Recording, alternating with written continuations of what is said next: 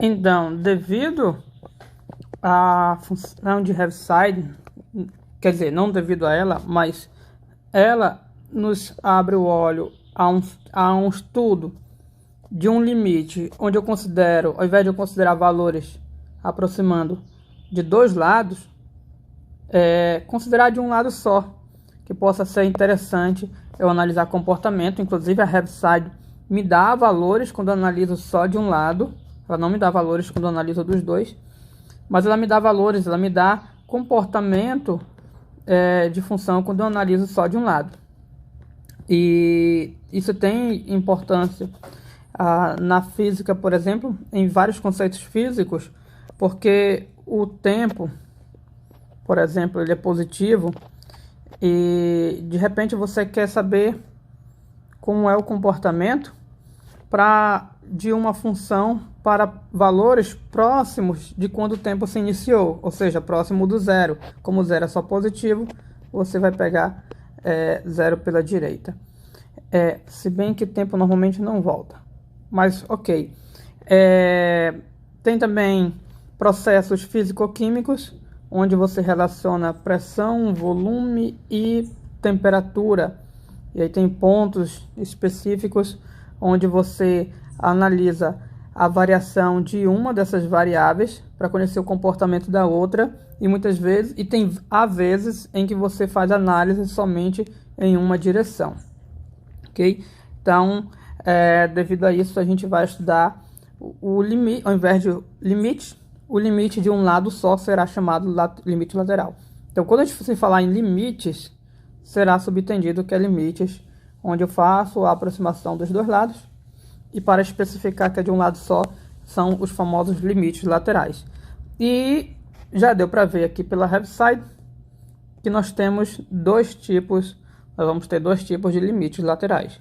O limite lateral pela esquerda, que é onde eu vou aproximar por valores menores, e o limite lateral pela direita, que é onde eu vou aproximar por valores maiores. So, guys, aqui nós temos a definição formal. Na verdade, não é formal, é intuitiva, para a gente ter ideia. Mas, pelo que foi descrito, já foi repassado uma noção intuitiva do que é limite lateral. Então, vamos lá. Eu vou ler com vocês para a gente ver como a gente interpreta as coisas. Aqui, foi colocado aqui, limite lateral. Vamos lá. Escrevemos isso aqui, eu vou dar um zoom para visualização melhor. Aqui um zoom. Escrevemos limite de f de x, quando x tende a pela esquerda, igual a L. Vamos falar inicialmente da leitura e da simbologia. Guys, para indicar que um limite é lateral, a gente vai colocar um sinalzinho no superíndice de quem a gente está aproximando. Aqui a variável. Aqui a variável está aproximando do A, variável do A. E aí, para indicar que o limite é lateral, eu coloco aqui no superíndice dele um sinal. O mais indica pela direita. E quando a gente coloca o menos, indica pela esquerda. Ou seja, aqui tem um menos, já sabe que esse limite é lateral pela esquerda. E, guys, não confunda. Vou botar o alerta. Eita, saiu muito grosso. Vou botar um alerta aqui, bem grandão. Alerta. Não confundir. Porque eu já vi alunos comentando confundindo esse menuzinho aqui com negativo. Eu não voltei aqui, tá? Não voltei, tá? Esse menuzinho com negativo e o mais com positivo. Não confundir, porque esse menos e esse mais não tem nenhuma relação com sinal. Ele não tem nada a ver com sinal. Se tiver alguma coisa a ver com sinal no que você fizer, duas possibilidades. Ou você se equivocou, ou foi coincidência. Então, ele só quer dizer o lado em que vai se tomar valores x próximo desse bichinho para calcular limite, que é lado direito ou lado esquerdo, valores menores ou maiores, como você queira falar, mas não confundir, ok? Essa simbologia, vamos à leitura. Como é que se lê isso? Não lê da seguinte maneira: limite x tendendo a f de x, não. Lê-se limite de f de x quando x tende a A pela esquerda igual a L. Então vamos até passar os passos aqui. Então, como é que eu leio? Limite de f de x quando x tende a A pela esquerda igual a L. O amarelo nem ficou legal. Ok, pronto. Também não. Mas enfim, então, guys, essa é a leitura. E o que isso significa? Pela noção intuitiva que a gente tem de limite e Heaviside, isso significa o quê? Que quando eu aproximar x, vou botar para o vermelho, quando eu aproximar x do A pela esquerda, ou seja, para valores menores do que A, menores, que é a esquerda para cá, ó, menores, a f de x vai se aproximar do L, de modo que eu consigo deixar a f de x tão próximo do L quanto eu desejar, pegando valores x próximo do A pela esquerda. Então perceba o visual. Se você for decorar o que eu falei, eu vou dar um pause aqui rapidinho, guys. Ok, acho que aqui dá para ouvir melhor. Então, guys, não decorar. Se você for decorar, você não vai compreender, você não vai entender, acho que dá no mesmo, você vai esquecer e você não vai conseguir lidar com os problemas, com os exercícios. Por isso, atente-se ao visual. Perceba que eu aponto o significado, vou apontando o significado para ficar associando. Então, não decorar e sim compreender o que está acontecendo. E o limite representa uma situação. Então, que situação? Dizer que o limite da f de x, quando x tende a A pela esquerda, olha a seta apontando tudinho para você associar no lugar de decorar. Dizer que o limite da f de x, quando x tende a A pela esquerda, é igual a L. O que isso significa? Significa que eu posso deixar a f de x tão próximo do L quanto eu desejar, igual lá no limite. Só que lá no limite eu conseguia aproximar a f de x do L pegando valores x próximo do A.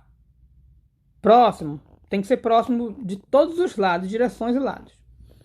Aqui no lateral eu deixo a f de x próximo do L, pegando x próximo do A, porém, vou escrever para você ter o visual, porém à esquerda, ou seja, porém para valores x menores que A.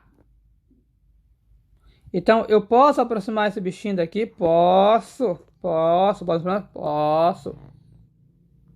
Para que x? X próximo do A. Qualquer lado? Não. Menores, por isso que tem um porém. Aí tem algumas perguntas, indagações seguidas. Tem uma pergunta, por exemplo, próximo quanto do A? Próximo o suficiente. Você pega, quando você quiser aproximar isso desse, aí você pega um x próximo do A.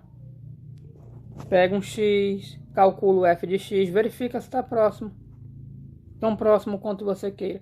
Se não tiver o próximo quanto você desejava, pegue o mais próximo do A. Pegue o mais próximo, até isso aqui ficar tão próximo quanto você desejar. Professor, mas eu não desejo isso próximo. Na verdade, eu nem quero saber se isso está próximo. Quando fala tão próximo quanto desejar, se refere a algum problema particular. De repente você tem algum problema específico onde você quer aproximar disso.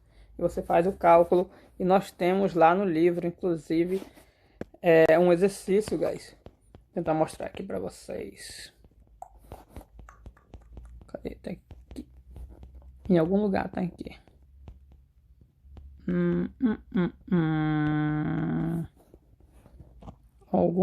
está o exercício?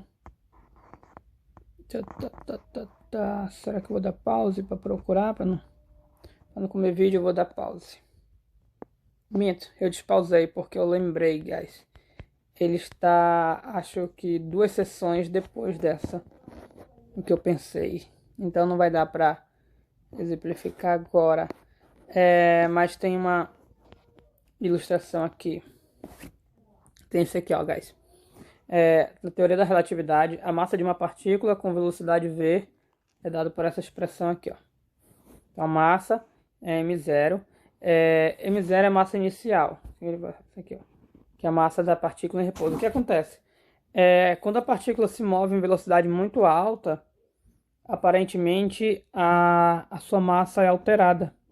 Então, uma massa em repouso, massa da partícula em repouso, ela tem um valor m0. Massa é o que o povo conhece popularmente por peso, né? O termo técnico físico é massa. Então você tem uma massa inicial de um corpo e pede para ele se mover muito rápido, muito rápido. E aí a massa dele começa a alterar, e a massa altera de acordo com essa velocidade. Inclusive, guys, olha só que interessante aqui.